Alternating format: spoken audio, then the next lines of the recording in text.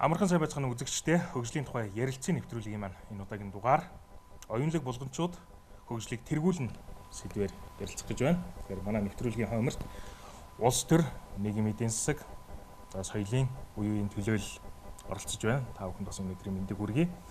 Тэгэхээр хөгжлийг бүтээгч нь хөгжлийн үр шимийг хүртэгч эзэн нь яхахгүй хүн байж таардаг. Тэгэхээр хүнийхээ хөгжилд бид анхаарах ёстой болж байна. Тэгэхээр хүнийг одоо хөгжлийг тэтгэгч нь, хүний боловсролыг тэтгэгч нь юу гэж үзэж байна гэдгээр ярилцлага хэлье.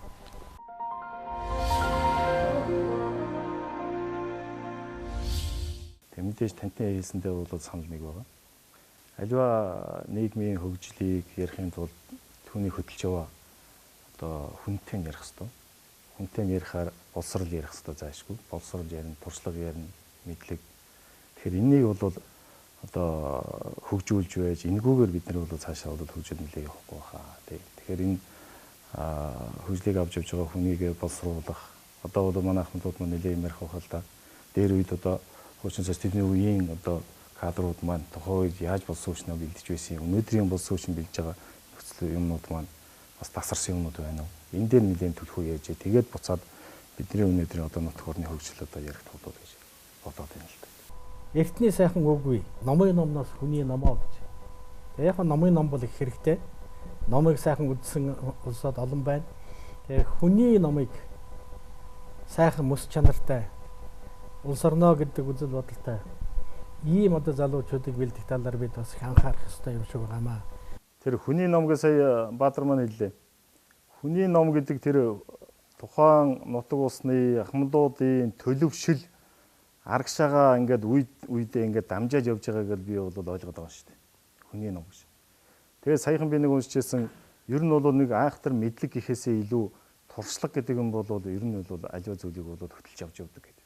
Тэгэхээр тэр ахмадуудын хажууд сууж байгаад юмыг сонсцсон. Тэр хүмүүсээр загнуулаад ингээд тогшуулаад одоо зэмлүүлээд үзсэн. Тийм хүмүүс маань арай илүү шийдвэр, тийм залуучууд маань арай илүү шийдвэр гарахтаа бодиттой шийдвэр гаргаад аливаа зүйлд хандлага нь эерэг зүв байгаад. Тэгээд дээрээс нь ном уншихаар одоо энэ манай Баатарууч манай ахмадууч хэл болоод явж байгаа. Тэр ганц доод суурь нь бол болгонд бол байгаад байгаа юм шүү дээ. Уг нь бол тэгж ямар сандаа бид нар чинь анхдагчаар овоглоод байгаа. Салбар дээр бол том анхдагчууд маань байгаад байгаа шүү дээ.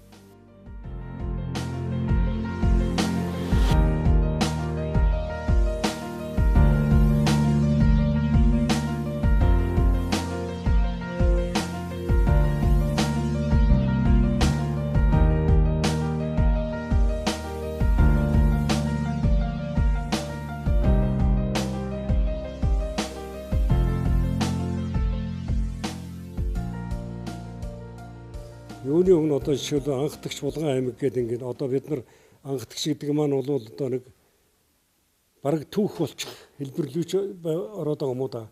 Тийм биш. Тэр нь байнга хадгалагдаж яваасаа гэж ингэж боддог байхгүй юу. Тэгтээ зэрэг тэхийн тулд яах ёстой юм. Одоо жишээлбэл өчнөө 100 сургууль Улаанбаатарт байж байна. Энэгээр чи яах юм хүнийг одоо сэг болгож штэ. Тэгэхээр миний бодлоор бол одоо Дашинчилэнд морин хуурын сургуулийг тодорхой одоо цөөн тоотой маш нарийн шалгуураар авдаг, жинхэнэ сонсгол одоо тэр гар хөл ямар юм байдгийг бүгдийг үзэж авдаг ийм сургууль байвал яагаад болдгоо болно. Яагаад халахын их хуурч, төдөв хуурч гэж байж байгаа. Бид тэргээрээ нэрлэе тэрийг. Ингээ бодохдоо зэрэг би бол ерөөсөө Булган аймаг өөрөө аялал жуулчлалын төв Монгол улсын хэмжээнд би бүр тэгж боддог. Одоо яг магадгүй жаахан мөрөөд ярьж мэднэ. Тэгээд ингээд цаашаа явахдаа зэрэг бид нар Баяннуур гэдэг ингээд Дашинчил ингээд энд жигтэйхэн сайхан музей бидэнд байж байгаа. Хөгжих. За тэгээд цаашаа Гурван булаг гэхэд Гурван булагт бид нар сансрын Улаанбаатар тэрийг байгуулад яах юм. Сансрын одоо тэр огторгуй ертөнцийн судлалын жижигхэн төв студ өөр одоо яаж одоо гүр аргаж байгаа нэрээр тэр бүх юм музей болж хадгалагддаг. Дээр нь сургалтын талбай болж болох бай Эрдэнэ номын гэсэн ийм над бодогддог. Жишээлбэл сайхан сумыг бол би ерөөсөө тэр чигт нь хэлийг хагаад тэр айргийг зөвхөн сайханд нь очиж уудаг. Сайханд нь эмнэлэг совлын газартай, сайханд нь амралтын газартай, тэнд аршаан бий. Тэгээд тийшээ очиж ууд. Одоо хүн бол аливаа ямиг мөнгө гэж яриахаа болцсон ба штэ. Хаан сайн юм байна, хаан чанартай юм байна, хаан сайхан юм байна, тэрлүү явж байна. Залуучууд бид бол ерөөсөө үүслэл үргэлжлүүлж байгаа ийм л хүмүүс. Хүний хөгжлийг Монгол хүний хөгжлийг ярихын тулд бид нар бол түүхээ, үүслээ, үндсээ тэгээд энэ олон зуун жил, мянган жилийн турш Монгол улс маань өвөг дээдс маань үр хүүхдүүдэд ямархуу байдлаар хүмүүжүүлж ирсэн гэдэг энэ арга ухаанаас суралцах хэрэгтэй юм болов уу гэж одоо бодож ирдэг. Манай аймагт үйл ажиллагаа явуулж байгаа 19 сургуулийн маань 10 нь бүрэн дүнд сургууль, 9 жилийн суурь боловсролын сургууль гэдэг.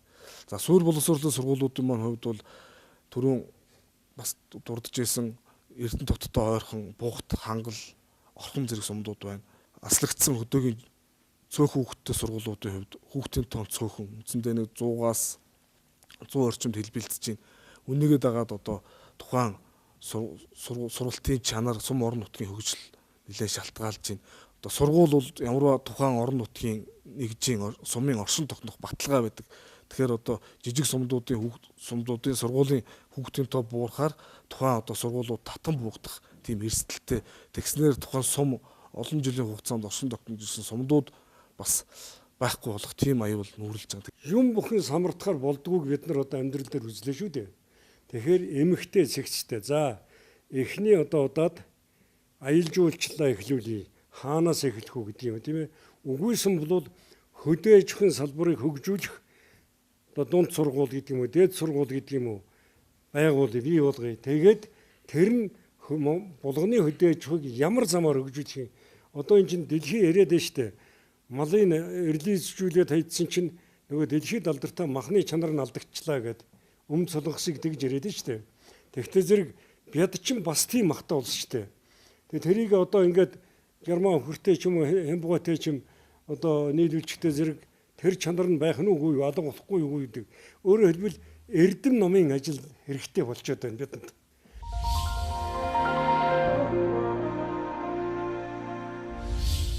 Тануу хэлтэйг бол хөлтэй гэж одоо ярьдаг бол бодлоо үгүй ш. За тэгээд орос хэлийг сүүлийн үед одоо залуучууд нэлээд тийм орхих хандлага гараад байгаа юм. Англи, Герман, Япон, Хятад одоо юу гэдэг юм тийм ээ. Тэгээд орос хэл бол бид одоо мөнхийн хөрш. Манай Болгон аймаг бол одоо Оросын холбооны улстай залгаа. За Камны аймагтай одоо хэлхээтэй холбоотой. Тийм учраас наашаа цаашаа явахаар аливаа юмд бол хэлж байгаа. За тэр дотор нь би Оросын одоо боловсролын системийг шүтэж явдаг хүн. Оросын холбооны улсад одоо залуучуудыг явуул сургах. Өнөөдөр гологдоод байгаа юм бол хэлний бэлтгэл муу байна. Өнөөдөр 6 наснаас ахуулаад сургуульд ордог болчихлоо. Яг ингээд бол уламжлалт аргаараа бас энэ хичээл номоо сурдаг биш. Тэр 12 жилийнхаа боловсролоор явдаг биш. Илүү их дэлхийд ямар хүмүүс, ямар арга техникээр, ямар хурдтай сурж байгаа вэ гэдгийг бас соргоор хүлээж авч бас тэрийг хэрэгжүүлвэл бас бидэрт илүү үр дүнтэй байна л да. Жишээлбэл миний хувьд гэх юм бол яг ой тогтоолтын чиглэлээр илүү их сонирхож энэ чиглэлээр их судалж бас энэ чиглэлээр баг хамтлагаар бас явж байгаа. Одоо нийтдээ 6 жил, 7 жил хугацаатай болж байна. Өнөөдөр монголчууд ой тогтоолтоор бол оюуны спортоор бол дэлхийд ямар мундаг гэдгийг харуулж байна. Тэд нэгт орж байна, хоёрт орж байна. Дэлхийн рекордуудыг хин эзэмсэж байна. Гэтэл энийг яаж ерөнхий боловсролын сургуульд оруулж хөтөлбөрт нь оруулж болохгүй байгаа юм бэ гэж. Өнөөдөр 6-7 жилийн хугацаатай ой тогтоолтыг ярьж монголчууд энэгээр хөгжлөө. Гэтэл 10 эдхэн мянган хүн л хөгжсөн байна. Энийг мэдээлэлтэй болсон байна. Гэтэл бид нар чи 3 сая л Эрдэнэтэд очиж сурдаг, Хөвсгөлд очиж сурдаг, хараа байгаа аймагуд очиж сурдаг, оюутнууд маань болгонд маань ирж сурна. Хүүхдүүдэд дагаад эцэгчүүд нь нэрнэ. Тэнд хүн ам юм тоо гэсэн ажлын байр нэмэгдэн ч гэдэм үү. Ингээд яг юм бас соргоор бас энэ мэдээллүүдийг бас хүлээж авч энийг гоё хэрэгжүүлвэл залууны хувьд бас ийм зүйлийг харж байгаа. Одоо нэг үлгэрэл дуурайдаг тийм бас биднэрт баатар хэрэгтэй байна. Өнөөдөр ингээд саяхан ингээд сошиал ертөнцөөр харж байхад нэг охин одоо байшин дээрс үсрэх гээд амиа орлох гэж байж байгаа шүү дээ. Энийг үлгэрлэн дуурайлж байгаа, энийг тэгдэг юмаа гэдгийг зааж өгч байгаа юм бол зүгээр солонгос кинол байж байгаа шүү дээ. Гэтэл биднэрт сэтгүүр юм шүү цаадал боловсрлоор нь олгодог тийм баатар хэрэгтэй байна.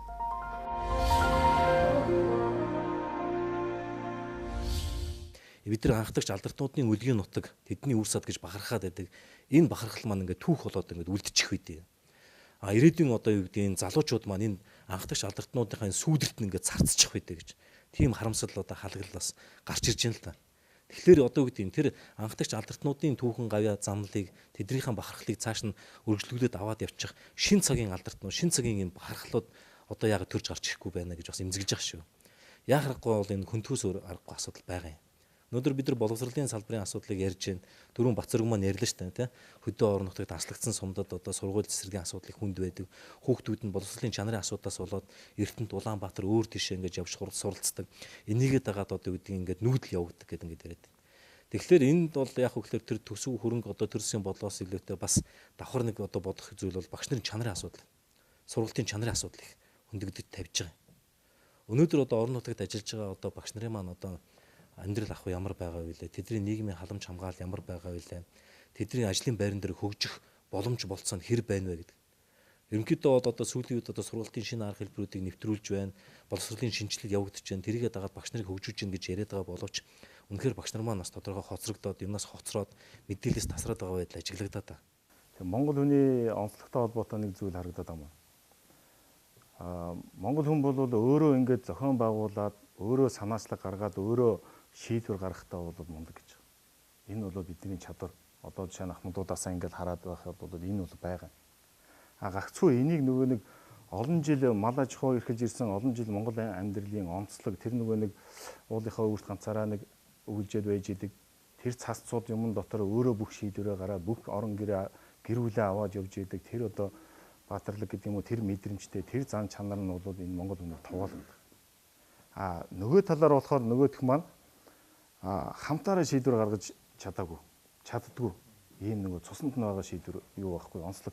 Тэгэхээр энийг одоо тэр бага наснд нь 1-р ангиас ахуулаад тэр аливаа нөгөө нэг тест юмд бөөнөрөн суулгаад хэсэг бүлгээр нь баг болов суулгаад тэгээд дотор нь оруулж иж нэг санал асуудал өгөө тэрийг хин хэрхэн шийдэж байна гэдгийг тэгээд нэгнээс алдаа дутагдлаа олж тэрэндээ ингэж одоо уусаж нэгдсэн шийдвэр гаргаж ирдэг ийм одоо системийг л одоо бага наснаас нь одоо суулгах нь зүйтэй юм шиг надад бол тэгж л харагдав.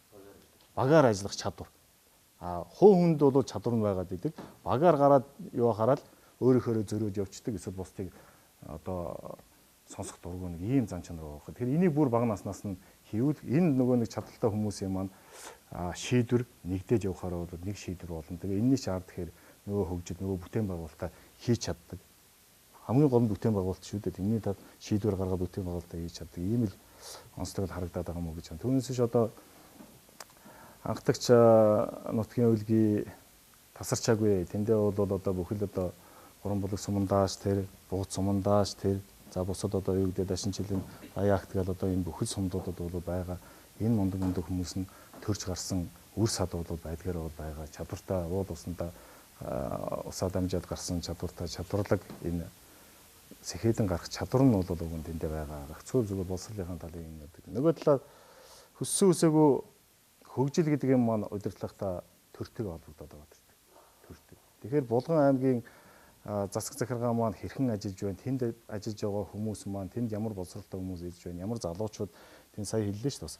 Залуучууд маань бас эргэж ажиллаж байгаа юу гэдэг асуудал байж байна. Тэгээд тэнд ажиллаж байгаа болсон хүчний маань чадвар, мэдрэмж гэдэг юмнаас бол бас энэ нутаг орны хөгжлийг шалтгаалж байгаа шүү дээ.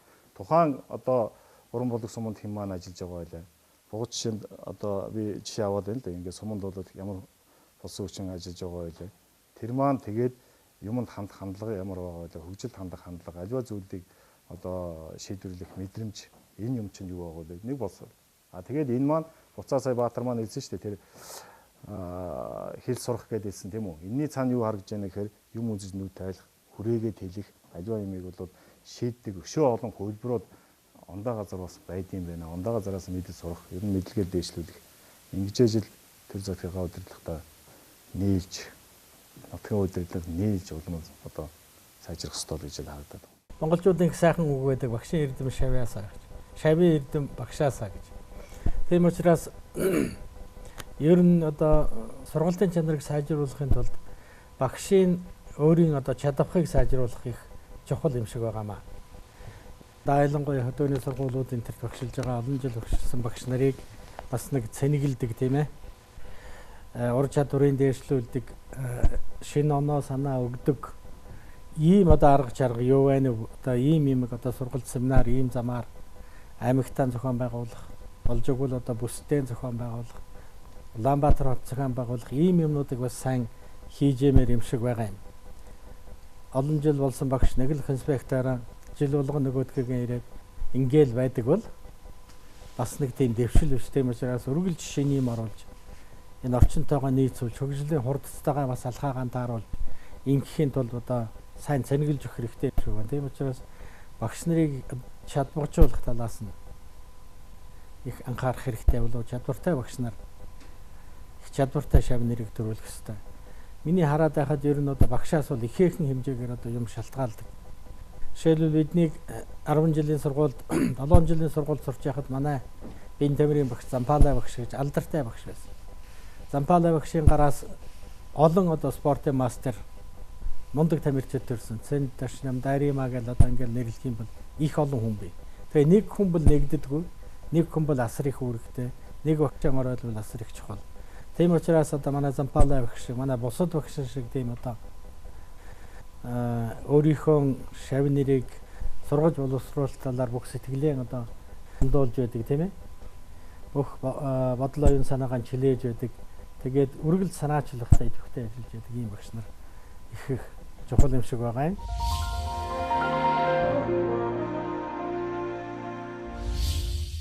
Надад нэг ийм санал байдгийг. Нэлээд хэдэн жилийн өмнө Дорногов аймагт явж байхад нэг цэцэрлэгт орохтол захын жоохон хөвгт данцаарвж байгаа мэдчих чийтэй. За Японд ихтэл одоо жишээлбэл Каназава гэдэг хотод очиход Каназавагийн сурч мэдэх цаг гээл тэр Каназава гэдэг хотын бүр эртний үүсэл хөгжлөөс одоо хүртэлх түүхийг агуулсан тийм тусгай сургалтын хөтөлбөрийг боловсруулад хичээлд нь оруулсан багч чад. Яг энэ шиг одоо жишээлбэл Булган аймгийн хувьд бол анхдагчдын цаг гэдэг нэг тийм сургалтын хөтөлбөр одоо боловсруулалтын яамнаас хичээлийн сургалт агуулга хөтөлбөр төлөвлөгөө боловсруул баталдаг. Тэрэн дээр сургууль зохицуулах цаг гэж байдаг. Иргэний боловсруул хичээлч гэж байгаа. Гэвч иймэрхүү цагууд дээр одоо жишээлбэл манай аймагаас анхдагчдын цаг гэсэн сурах бичиг боловсруулад тэрэн дээрээ одоо жишээлбэл Гүрэгчбаатар өдий ингэж мундаг болтлоо яаж сурч хөдөлмөрлсөн. Гүрэгбаатарын орсон тэр Монгол тулгын 100 эрхэм нэвтрүүлгийг үз. За Эрдэнэ улаан тоглосон Хатанбаатар кинон дээр та нар Хатанбаатар ямар зүйлүүдээр одоо сайн дүр гаргадаг вэ? Ямар зүйлээр уурладаг вэ? Яаж уурладаг вэ ч гэх юм уу. Иймэрхүү зүйлүүдийг. За сайхан сумаас гэхэд Монгол улсын хэмжээнд одоо 40 гаруй улсын баатартай. Тэрний 7 нь Монгол улсаас Булган аймгаас төрсөн. Тэрний 3 нь сайхан сумаас гарсан. За Монгол улсын 3 авраг сайхан сумаас гарсан. Яагаад юундаа байдгийг ч гэдэм үү. Хүүхдүүдийг одоо ингээд нөгөө дадлагаар багаар нь ажиллуулж эрэл хайгуул хийлэгдэг. Ийм сурах бичгийг хийгээд хичээл болгож явуулдаг байвал энэ маань одоо цаашдаа одоо манай анхдагчдын залгамжлалаа тасрахгүй үргэлж ингээд одоо үе залгамжилж явах ийм нөхцөл бололцоо бүрдүүлэх юм болов. Багш гэдэг мэргэжлийг үнцэнтэй болгоосай. Багш гэдэг мэргэжлийг өнөөдөр залуучууд сонгохдоо үнэхээр оюуныхаа нөөц бололцоог шавхаж хичээж хөдөлмөрлж сонгодог. Энэ багш гэдэг мэргэжил маань үнэхээр энэ нийгэмд үнцэнтэй нийгмийн оюунлаг хэсэг шүү гэдгийг маш ихтгэл төгс ойлгуулдаг. Тэгээд энэ дээр нь одоо боловсролын системээр нь тийм аймаг нутаг орны бодлогоор багш гэдэг л мэргэжил үнэхээр үнцэнтэй шүү. Энэ бүгдийн төлөөл тэр хүүхдүүд залуучуудын оюунлаг хэсэг нь өрсөлдөж идэг. Тэгээд энэ оюунлаг хэсэг нь энэ багш гэдэг мэргэжлийг сонгож авснараа мэдээж ямар боловсрол түгээх үү, яаж гарч ирэх үү гэдэг нь. Тэгэхээр би энэ багш гэдэг мэргэжлийг л маш үнцэнтэй болгосоо л гэж хүсэж байгаа. Би бол одоо бол эрдэнтэй болоод санал нэг юм. Багшийн мэргэжил багш гэдэг үнийг чанаржуулах. Сая бас Гүрэгбаатар маань хэллээ шүү дээ. Сургалтыг сайжруулах, чанаржуулах. Тэгээд одоо амьдрал дээр бол харагдж байгаа шүү дээ. Их сургуульд очиж сураад конкурс өгөөл унсна багшийн дэвлүү явчихдаг. Энийг л болиул хэлдэг. Хам төрөний хэний бол эрдэнэ хэлдгэр очоод тийшээгээ сурдаг. Ерөөсөө би багш болно. За тэгээд хүүхдүүд сургадаг тийм сайхан мэрэгжилтэй болно. За энэ маань өөрөө үнэтэй мэрэгжил шүү. Хүндлэгдэг мэрэгжил шүү. Бидний дээр үед одоо багш нарыгаа хүндэлдэг, гэрийн багшаа хүндэлдэг, аав ээжээ хүндэлдэг. Тэрэн шиг л очоод би олон одоо хүний хүүхдийг сургадаг ийм мундаг одоо багш шүү гэдэг ийм одоо бахархал төрж яхаар тийм багш болъё гэсэн тийм л үнэхээр одоо юг үн цэнийг бол тэр хүмүүст бий болгож яаж. Тэгээд энэ маань өөрөө чанартай болох. Түрүүн бол хэллээ шүү дээ. Цэцэрлэгээс эхлээд сургалтыг бол цэцэрлэгээс эхэлж явах хэрэгтэй. Цэцэрлэгээс эхэлж сургасан сургалт дараа нь одоо бага ангид орсон сургалт энэ тавьсан одоо чанар энэ одоо сурах чадвар хамгийн чухал. Одоо зөвхөн гадаадынхныг харж байхад бол ерөөсөө сурах чадварыг хамгийн түрүүнд хүүхдэд олгоё гэдэг л байна. Бид бол яадаг вэхээр их эцэг нь араас нь явж идэг. За тэгээ нөгөө араас нь ингээ утас залгаад юу залгацсан юм шиг, тогн залгацсан юм шиг явж байгаа. Тэгээд амьдрах чадвар нь тэгсээгээд одоо дутагддаг. Тэгэхээр энийг л өөрөө ингээд нэг 7 8 дугаар 6 7 дугаар ангиас эхлээд өөрөө бүр сураад ингээд явждаг ийм чадварыг л багаас бий болгоно. Тэрийг хэн болох вэ гэхээр багш бий болгодог. Хоёрдугаар яг өнөөдөр бид нар боловсролыг хөгжил одоо жишээ нь булгантай холбож байна. Булганыг хэн хөгжүүлэх вэ? Оюунлаг залуучууд оюунлаг одоо боловсрогч хөгжүүлнэ л гэж. Тэгэхээр оюунлаг энэ хүмүүс манд хурж ирээд одоо ажиллах болцоог бий болгох хэрэгтэй төр засгийн хэмжээнд гэж. Мэдээж төр засаг энэ хөгжлийг хариуцж явах хэрэгтэй. Төрийн байгууллагууд энэ хөгжлийг хэрхэн зохион байгуулсан гэдгээр хөгжлийн одоо хурдас тодорхойлж явах хэрэгтэй. Тэгэхээр тэнд ажиллаж байгаа хүмүүс маань тэнд ажиллаж байгаа боловсрогч зөв байх хэрэгтэй. За одоо тэгэл уцаар нөгөө намчрахгүй хин чадж байгаа өрсөлдөв. Төрийн алба гэдэг чинь энэ шүү дээ. Төрийн албаны одоо гол хийх ажил бол болсон хүчнийг сонгож шалгуулах төрийн албаны одоо зарчим мэрит зарчим гэж байгаа шүү дээ. Тэгэхээр энэ мэрит зарчмаа зөв барьж ээж энэ төр дээр очиж байгаа хүмүүс маань боловсролтой бидний өнөөгийн одоо сургаад ирсэн хүмүүс маань тэнд зөв одоо байршиж ажиллаад ингээд цаашаа зөв шийдвэрийг гаргаж явж байгаа гэдэг. Энтэйгээ л бас ингэж холбож явах хэрэгтэй гэж ойлгодог.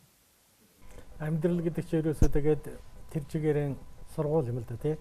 Ерөөсөө одоо ингээд юу гэдгийг багшийн дээд сургууль төгсөөд диплом аваад за одоо миний сурхой дууслаа гэж ингэж одоо болдгоо юм байна тийм ээ. Хүн гэдэг чинь одоо үргэлж дадлага шиж зөвхөн багш биш. Өнөөдөр одоо ер нь тий ямар салбарт ажиллаж байгаа хинч гэсэн дадлага туршлага болж хоногоор өөрийгөө сэнгэлж ингэж явж байна тий. Тэгээд тухайн хариуцсан одоо салбартаа ажилдаа ингээд нэг эзэн болж чадах хэмжээтэй болдог тий. Тэгээд тийм хүмүүсийг тогтмол сайн ажилуулах хэрэгтэй байгаа байхгүй юу?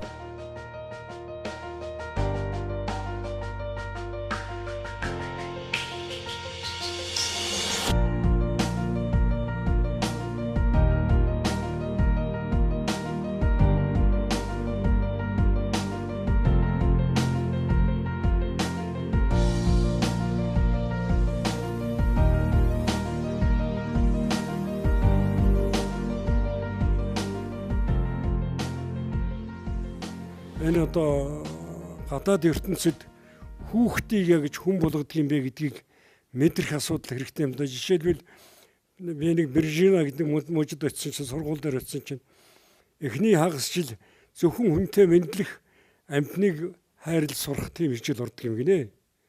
Одоо би өөр гайхацсан шин одоо тэр нэг хичээл нь тэр юм болов гэсэн чи тэр чиг нарийн байдаг юм л. Тэгэхээр тэр чи эхлээд ахмад түүнийг хүнддэг сурдаг өстэй байдаг юм байна. Үе тэнгийнхээ найзыг хүнддэг хайрлаж сурдаг юм байна. Дараа нь тэр нисчөө ирвэ хийж байдаг юм таргал зурамч байдаг юм манайхаар бол энийгээ бас хайрладаг. Эн чи үнэтэй юм шүү. Бидний баялаг юм шүү. Энийний чи үс одоо том болохоо чамд өгч чи энэгээр доктор хамгаална шүү. Чи гэдэг юм уу тийм ээ. Тийм одоо сэтгэл зүйг бэлдэж бий болгож ингэж ажилдаг юм бидэнд ажиглагдчихсэн л да. Тэгвэл зэрэг одоо манайд яах ёстой юм би ч одоо учир олгоо эзэн актер олон сургуулиуд чинь хаанчлага 5 настайгаас эхлээл англи хэл сурах юм. Би бол энийг эсэргээлээд. Ягаад тэгтээ зэрэг аав ээж хоёроо мэдэхгүй хийж англи хэл сураад яах юм тэр. Энд чинь аав ээж хоёроо яг бүтэн нэрээр нь хэлээд би хэний хүүхэд хэний одоо бүтээгдэхүүн би юм гэдгээ нэг жоохон ч мэдэрсний дараа тэр актер эрдэнэ номыг сурч болдгоо юм болов Монгол хэлээрээ явж гагаад. За ингээд ажиглаад ахтар ертөнцийн хамгал сор болсон хүмүүсүүд чинь 5 наснаас англи хэл сурч болоогүй юм байл шүү дээ. Бүр хамгийн ойрхоноос нь одоо 90 бим байгаагаад дурсъя л да. 20-30 хэлтэй л үе юм бэлсэн. Тэгээ тэр чинь одоо өөрхөн мэдэхгүй шорондохтой хүртэл зэрэг сурч исэн байдгүй гэж л би дотроо боддог. Тэгэхээр энд ч гэсэн бас анхаармаар юм шиг байгаа. Тэгээ сүүлдээ нөгөө Монгол ахуйгаа мэдхэ болцсон. За тэгээ бүгдээр ингэ гадаа гаргаад жаахан ном төгсгсөн чинь ирээд нөгөө хотон доторх цагаан чи юу юм бэ гэдэг л ийм л юм байдалд хүрэх байдалтай болж байгаа. Тэгэхээр энэ бол магадгүй сонсоход бол нэг гавьяатай үгүй швэж магадгүй. Ер нь Монгол ахуй соёл байж ээж гэмээ чинь Монгол тэр зан чанар байж гэмээ чинь хадгалагдж ээж гэмээ чинь сая Монгол улс гэдэг чинь тогтнож байх ёстой ийм юм болов гэж бодоод идэг шин. боловсролын асуудлын талаар бас ирж байна л да. Тэгэхээр боловсролын нэг тал нь бол одоо хүмүүжил гэдэг манай ахмадууд бас ирж байна. Гэхдээ хүүхдүүдийн одоо хүмүүжил төвч дээр анхаарах, тэр хүүхдүүдийн авяас чадрыг хөгжүүлэх тал дээр маш яралтай дөрвтэй арга хэмжээ авах хэрэгтэй болчиход байгаа. Бидрийг одоо хүүхэд байхад ерөнхий боловсролын сургуульд байхад одоо манад одоо Булган аймаг Цоошин тийм загвар зохион бүтээгчдийн ордон баригдаад их олон секц дуулангууд ажиллаад явж ирсэн. Тэндээс бол олон бас их авьяаслаг, олон чадвартай хүүхдүүд төрөн гарч тэр чиглэлээр бас амжилтанд хүрсэн хүүхдүүд байгаа. Тэгтэл энэ ордон маань одоо бол спортын дунд сургууль гэдэг нэртэй. Тэгээ улсын хэмжээнд хамгийн анхны спортын юм төрөлцсөн сургуультай сургууль гэдэг манай Булган аймаг байгуулсан боловч одоо бол яг энэ дээр аймаг орон нутгийн зүгээс бол төдийлөн анхаарал халамж тавьж чадахгүй. Энийг цааш нь арчлаад тордоод явах тал дээр бас дутагдaltaй байгаа учраас энэ маань ингээд нэг тиймэрхүү бас явцуу байдлаар орчод. За миний бодлоор бол нэн даруй манай аймгийн төсөв бол сүүлийн одоо 4-5 жил бол нэлээд өндөр батлагддаг байна. Ер нь нэг 50-60 тэрбум төгрөгийн төсөвтэй болсон шүү дээ манай аймаг. Энэ их төсөв дотроос энэ хүүхдийн авьяас чадрыг хөгжүүлэхэд зориулаад энэ одоо дугуулсан секцүүд ажилтдаг чөлөө цагийн зөв боловсон өнгөрөөд ийм ордон барих зайлшгүй шаардлагатай юм уу гэж би харж байгаа. Энийг одоо үүдээ анс жаргалын ордон гэдэг юм уу, хүүхдийн авьяас чадрыг хөгжүүлэх ордон, өсөл мөрөөдийн ордон гэдэг юм уу. Энэ дээр нь маш олон төрлийн тэр одоо үүдээ хүүхдүүдийн шатар даам, урлаг спорт, гоозын одоо боловсрол олгодог, урлагийн боловсрол олгодог. За тэр ихтгэл мэтгэлцэн, за гадаад хэлний секс дуулангууд явдаг. Ингээд хүүхдийн авьяас чадрыг хөгжүүлэх чиглэлээр ингээд мэрэгжлийн багш нартай тийм одоо үүдээ сайхан тийм гэгээлэг орчин бүх юм ордон байх юм бол энэ бол одоо булганы одоо хөгжилд, булганы одоо ирээдүйн өсвөрийн одоо авьяас чадрыг хөгжүүлэх энд бол их том дөхөн болох болов гэж бодож байгаа. Энийг бол манад одоо хийхэд төсөв мөнгөний хувьд болон за одоо дээр нь одоо зохион байгуулалтын менежментийн хувьд одоо санаачлал гаргаад хийхэд бол бүрэн боломжтой зүйл гэж би харж байгаа. Одоо цаг нь болчиход одоо энэ манай залуучуудын Монголын булганы ирээдүйг харсан тийм концепц бий болох хэрэгтэй маа.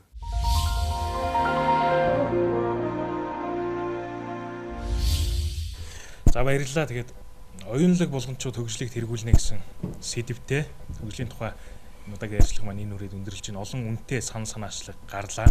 Төр талдаач, хүн талдаач, аймаг орон нутаг талдаач хийх ажил бодох, хэрэгжүүлэх зүйл бас чамгүй их байгаа юм байна. Тэгээд оюунлаг болгончууд болгон нутгаа илүү сайхан хөгжүүлэх, хоймор нутгаа одоо өнгөтэй өттэй явуулах тэр цаг бас ойрхон байна гэдэг. Одоо сайхан үгээр төлөвлөгөө өндөрлөө.